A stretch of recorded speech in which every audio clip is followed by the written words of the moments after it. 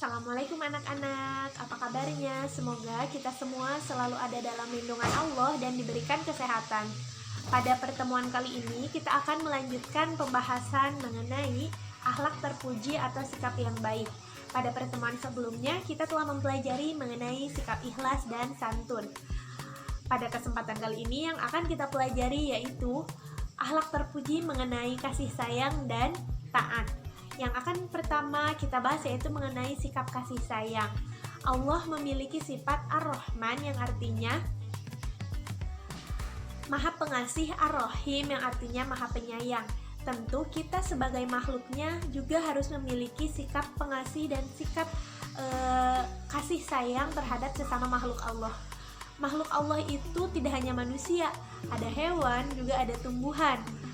Yang pertama, kita harus menyayangi kepada makhluk Allah sesama manusia.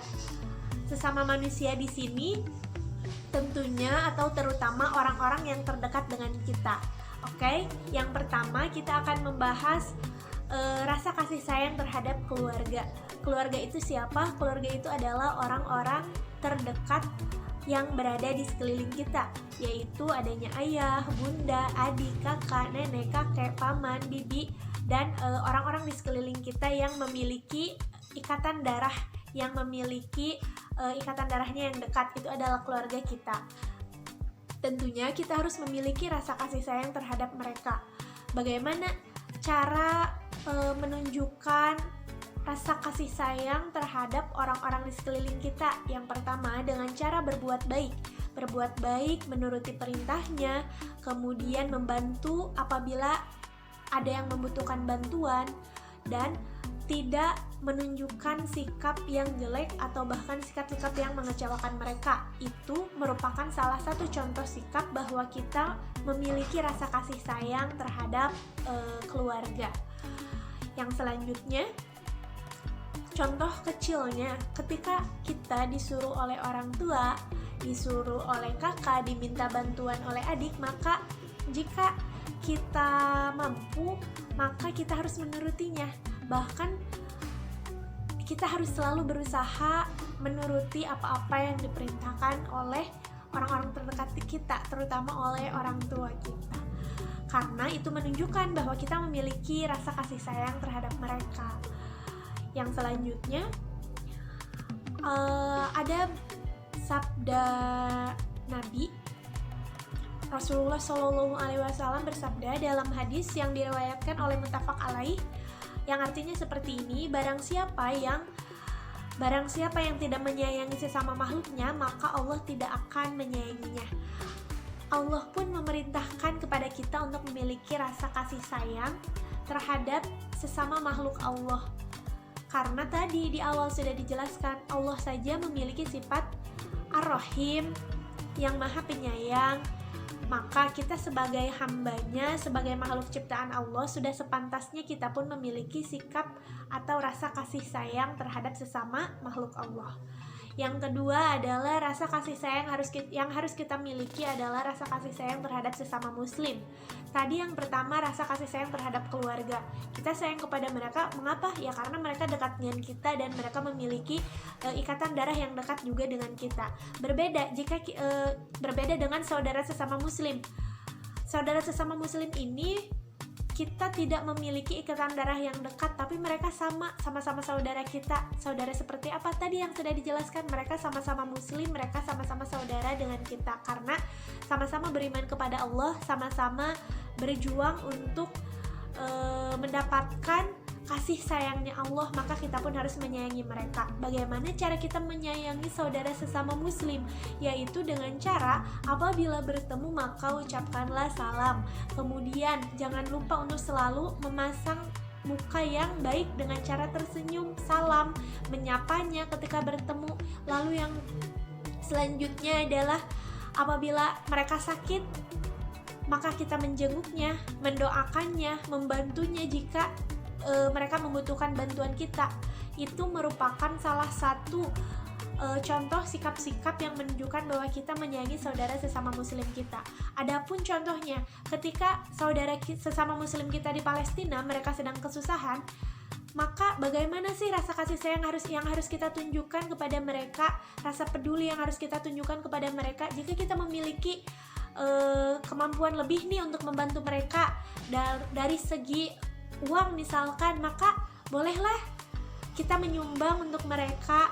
Karena kalau kita sekarang di sini bisa hidup dengan nyaman, bisa beribadah dengan nyaman, saudara-saudara muslim kita di Palestina sana kesusahan, bahkan untuk nyaman pun sulit, bahkan untuk makan pun sulit, untuk beribadah pun sulit. Maka karena kita memiliki rasa menyayangi kepada saudara sesama muslim, yang pertama tadi, jika kita memiliki kemampuan lebih untuk membantu mereka, maka bantulah. Dengan cara apa? Tadi dengan cara berinfak, dengan cara sedekah untuk saudara-saudara muslim kita. Yang selanjutnya, saya belum mampu untuk membantu mereka dari segi membantu dengan cara uang ataupun barang. Bagaimana mendoakan saudara sesama muslim kita agar saudara-saudara sesama muslim kita ini selalu dilindungi oleh Allah, selalu diberikan ketenangan, selalu dilindungi dan selalu diberikan rezeki, dimudahkan setiap urusannya oleh Allah. Itu merupakan contoh yang menunjukkan bahwa kita ini peduli dengan saudara sesama muslim kita ini menyayangi kepada saudara sesama muslim kita. Itu contoh-contoh sikap yang harus kita tunjukkan, bahkan kita harus membiasakannya dalam kehidupan sehari-hari kita. Jangan sampai kita lupa untuk mendoakan saudara-saudara sesama muslim kita. Yang selanjutnya, rasa kasih sayang yang harus kita miliki adalah rasa kasih sayang terhadap sesama manusia. Kalau tadi sesama muslim, sekarang rasa kasih sayang sesama manusia.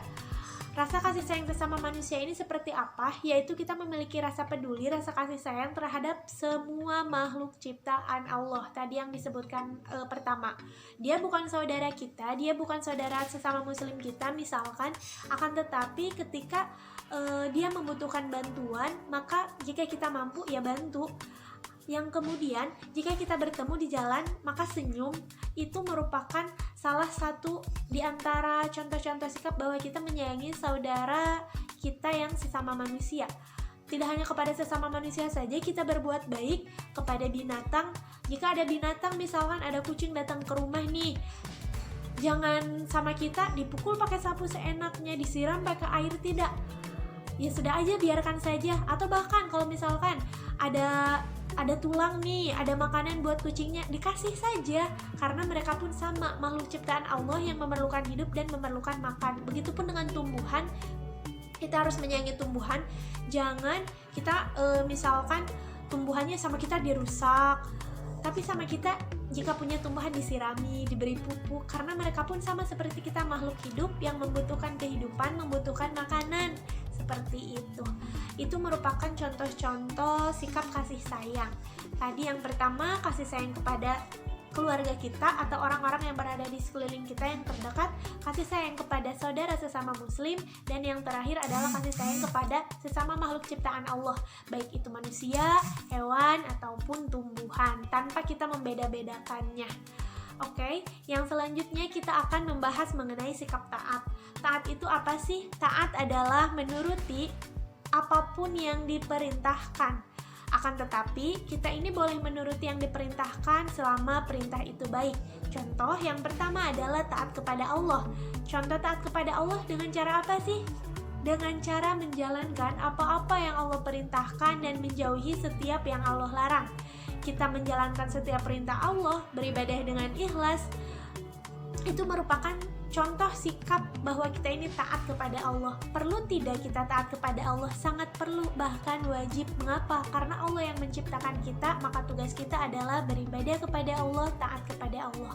Jika kita sudah taat kepada Allah, maka kepada sesama manusia pun, baik kepada orang tua, guru, keluarga, ataupun teman-teman kalian, maka kita akan menghormati mereka, akan menghargai mereka, dan akan menyayangi mereka. Mengapa? Karena tadi kita ini sudah taat kepada Allah, sudah takut kepada Allah. Jika kita sudah taat kepada Allah, menurut yang apa yang Allah perintahkan, maka kepada sesama makhluknya pun kita akan otomatis berbuat baik. Karena contohnya gini nih, kita mau jahil nih misalkan ke teman, tapi karena kita taat kepada Allah, kita takut kepada Allah, udah nggak akan, takut nih nanti Allah marah, nanti Allah nggak suka sama aku kalau aku menyakiti hati teman. Itu makanya yang pertama yang harus kita miliki adalah rasa taat, rasa nurut kepada Allah. Jika kita sudah takut kepada Allah, kita sudah menuruti apa yang Allah perintahkan, otomatis kepada sesama makhluk Allah pun, baik itu hewan, tumbuhan ataupun sesama manusia, kita akan lebih hati-hati dalam bersikap dan lebih hati-hati dalam berbuat. Yang kedua adalah taat kepada Rasul. Rasul kita adalah Nabi Muhammad, maka tugas kita adalah menjalankan sunnahnya, mengikuti sunnah-sunnah yang dicontohkan oleh Nabi Muhammad. Karena Nabi Muhammadlah yang menyampaikan ajarannya kepada kita. Jika tidak ada Nabi Muhammad, maka kita tidak akan mengetahui ajaran-ajaran Allah. Nabi Muhammad adalah utusan Allah. Jika kita taat kepada Allah tadi yang pertama, maka kita pun harus taat kepada Rasulnya. Siapa Rasul kita? Siapa Rasul kita? Rasul kita adalah Nabi Muhammad Sallallahu Alaihi Wasallam. Maka yang pertama ibu tekankan, kita harus taat dulu terhadap Allah. Jika kita sudah taat kepada Allah, maka kepada yang lain pun kita akan taat.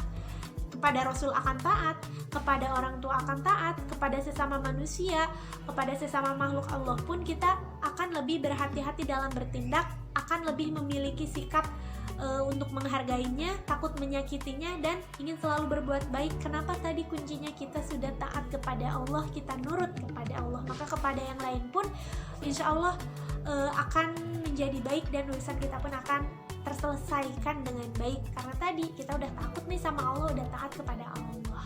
Seperti itu. Oke. Yang selanjutnya adalah taat kepada pemimpin. Pemimpin ini siapa sih? Tentunya di setiap wilayah, di setiap tempat itu pasti ada pemimpinnya. Jika pemimpin itu memerintahkan kita untuk berbuat kebaikan, tidak menyuruh kita untuk melakukan hal-hal yang Allah larang, maka kita harus menuruti pemimpin. Contoh nih, kalau di kelas ini pemimpinnya KM, ketua murid. Jika ketua murid memerintahkan misalkan mengajak anak-anak untuk tertib, mengingatkan anak-anak untuk piket misalkan ya, maka anak-anak harus menurutinya. Karena apa? Itu perintahnya baik, tidak menyuruh anak-anak untuk misalkan udah kita jangan masuk kelas nih, jahilin temennya. Kalau seperti itu tidak boleh dituruti, bahkan harus ditegur, dinasehati nih, atau diajak bicara pemimpinnya, nggak boleh seperti itu. Tapi selama perintahnya baik, maka kita wajib menurutinya. Seperti itu ya pemimpin. Yang kedua, pemimpin tadi kalau contoh kecilnya ketika di kelas adalah KM. Kemudian ada kepala desa ya, ada presiden, ada juga gubernur, ada wali kota. Itu adalah pemimpin-pemimpin kita. Selama diperintahkan kepada hal-hal yang baik, maka kita wajib menurutinya. Tapi ketika perintah itu salah atau tidak baik bagi kita, maka kita tidak usah mengikutinya. Seperti itu. Bahkan bisa kita mengingatkan ataupun kita memberitahu bahwa yang dilakukannya itu salah. Jika pemimpin kita memerintahkan kita untuk melakukan hal-hal yang jelek, tidak usah diikuti. Tapi jika hal itu baik, tidak melanggar apa yang Allah perintahkan, maka tugas kita adalah mengikutinya. Sekian yang dapat Ibu sampaikan, semoga menjadi ilmu yang bermanfaat. Jika ada yang tidak dipahami, kurang dimengerti, boleh ditanyakan, bisa langsung WA Bu Wilda ya. Terima kasih. Wassalamualaikum warahmatullahi wabarakatuh.